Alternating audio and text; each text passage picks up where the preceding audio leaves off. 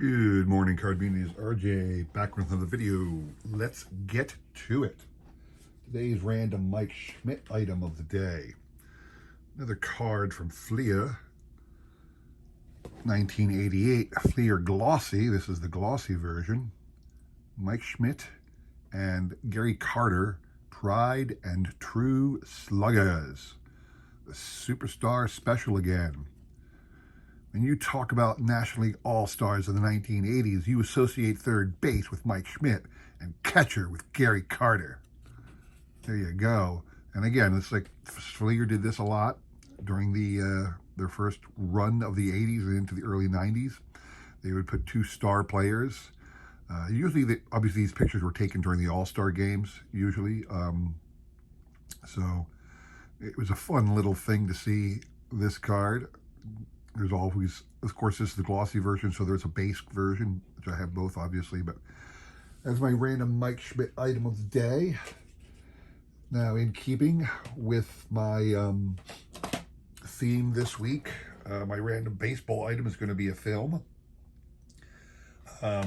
This is, again, part of my collection of baseball movies. I am on a mission, if the best of my ability, to collect every baseball movie ever made in a DVD format, just to have a physical representation of it, although most of them can be had online these days. This one is interesting because it is called The Naughty 90s, and it's a Abbott and Costello film.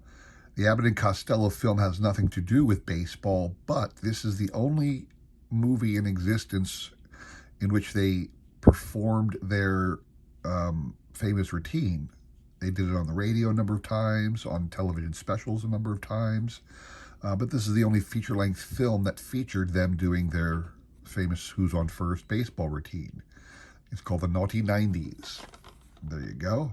If you want to find out what the film is all about, there you have it. All right. My random baseball item of the day. Today's trivia question. Another Scott Rowland card up for grab. Another Topps Tech, showing him in the Phillies, fielding the ball. This one's earlier in his career. This one's from '97. Obviously, I would never do anything but show him as a Philly.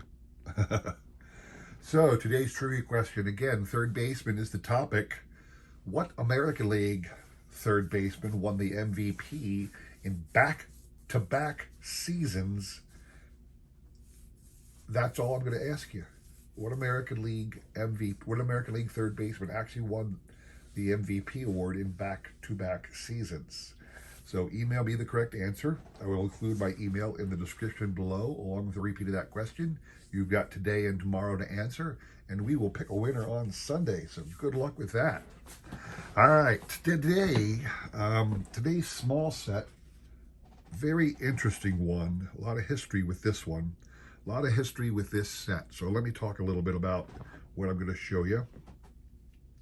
I was watching a YouTube channel. I don't want to say which one because I can't remember it. I don't want to guess. And the individual was talking about the 1974 baseball set and suggesting it didn't get enough hobby love. It's not worth a lot. It doesn't get talked about a lot. Why is that? What's the problem? Well, one of the reasons is, first of all, your biggest rookie is Dave Winfield in the 74 set, okay? And whereas, Dave is a legit Hall of Famer, there's no question about that, he just doesn't hold the hobby respect that some might think. He's kind of like Frank Robinson. Frank Robinson should be a legendary player, top tier in anybody's offensive and defensive statistical realm, which you consider as a baseball player, Hall of Famer. Frank's very rarely considered when you talk about the all-time greats of baseball. He's skipped over for a number of different players. Dave Winfield seems to have that kind of feel about him. People go to Cal Ripken, Mark McGwire, Barry Bonds, a lot of players before they consider Dave Winfield as somebody to idolize. Mike Schmidt even. But that's one of the reasons the 74 set doesn't get a lot of hobby love. But let's talk about the 74 set for a second, because I want to show off today the 1974 Topps traded set. All right, now 1974 had some big things for a couple of reasons. One is it was the first time ever they issued a set called the traded set. Now, how would you get these cards?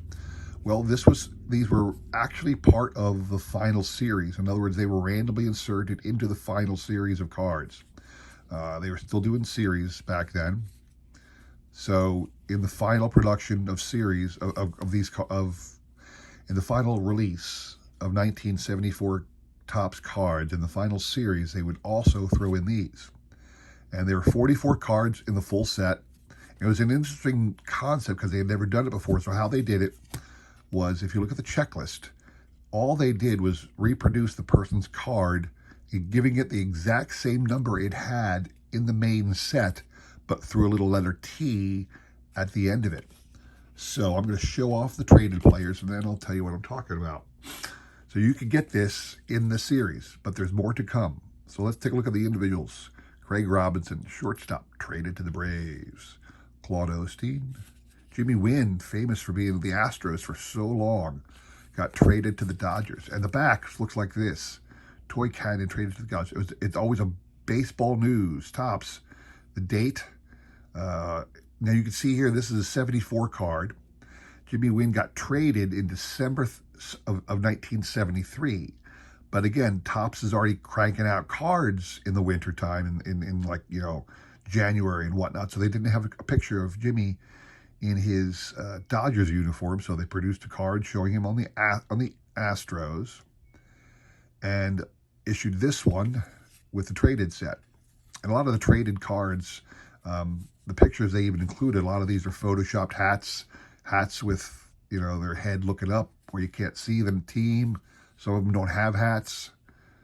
Bobby Heiss, Ross Grimsley, Bob Locker, Bill Sudakis, Mike Marshall. Mike Marshall would win an MVP, Cy Young as a pitcher with the Dodgers in 74. So this is a timely card, so to speak. Nelson Briles, Nelly Briles, Aurelio Montiguadu, Diego Segui, Willie Davis, Reggie Cleveland, Lindy McDaniel, Fred Sherman, George Mitterwald, Ed Kirkpatrick, Bob Johnson. Here's one of two Hall of Famers included in this set. Ronnie Santo, from the Cubs to the White Sox. How scandalous was that? And look, they just throw a little red cap on him because the Sox did wear red caps at that time, but they don't even have the logo on it. It's just a red hat. That's the Photoshop we're talking about.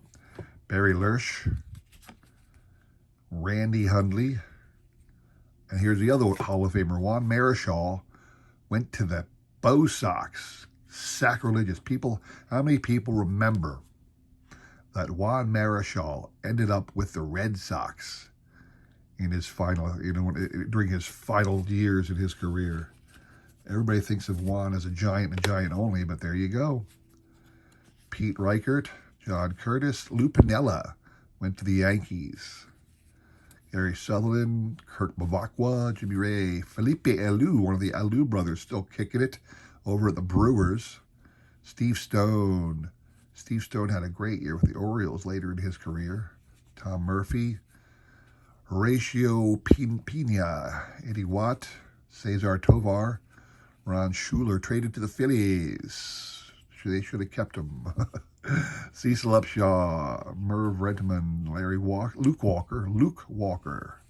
Larry Gura had some great years with the Royals later in his career. He's with the Texas Rangers there. Jim Mason, Tommy Agee, traded certainly from the Mets to the Dodgers. Willie to the Montreal Expos, Los Angeles Dodgers.